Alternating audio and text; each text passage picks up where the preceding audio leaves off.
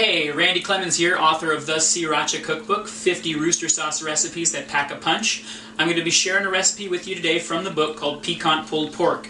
It's basically an easier version of the Carolina barbecue favorite, pulled pork, but instead of doing it outside in a smoker, we're going to be doing it inside with the crock pot. So what we've got here is a pork roast that we brined overnight in some kosher salt, water, brown sugar, red onion, garlic, bay leaves, and a little spice rub, which I'll tell you more about in a second. Took it out of the brine, drained it off, dried it with some paper towels, and now I've got a little mixture of yellow mustard and lots of sriracha. We're going to go ahead and pour that right over the pork, just like that. Get every little bit out of there. We don't want to waste this stuff. Okay, and once we've got that, go ahead, get our hands a little dirty. We're going to rub this all over the meat, just like that, making sure we get sriracha in every single nook and cranny. And once we do, that spice rub I was telling you about, it's a mixture of kosher salt, brown sugar, black pepper, garlic powder, cumin, and smoked paprika. Don't want to waste any of that. Get that all on there. Okay, so hands are messy, it's okay. We can do dishes later, right? So I've got the spice mixture here. Go ahead and just pour that all over. And they don't call it a spice rub for nothing. We're going to actually rub it into the meat, making sure we get every single nook and cranny. There we go. Alright, just toss that in the sink. And get every single possible space you can. This is where all the flavor is going to come in. I mean, the pork's got plenty of flavor on its own, and so does sriracha.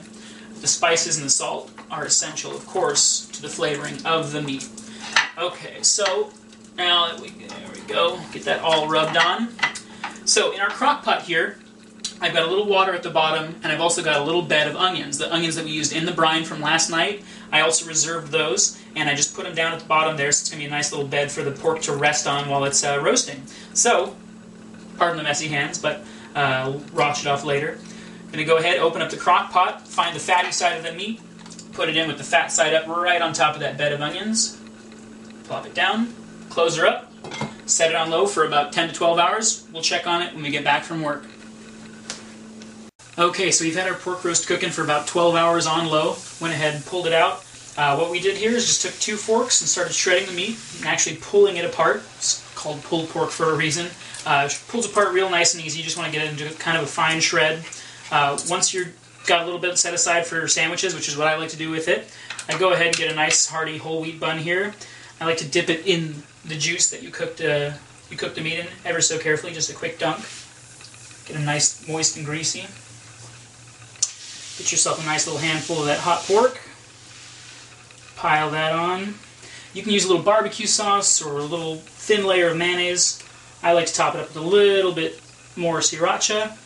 And then I've also got a sriracha coleslaw here, which I made with a little Napa cabbage, purple cabbage, red bell pepper, carrots, mayonnaise, sriracha, green onions, a couple other ingredients. The recipe is also in the Sriracha Cookbook.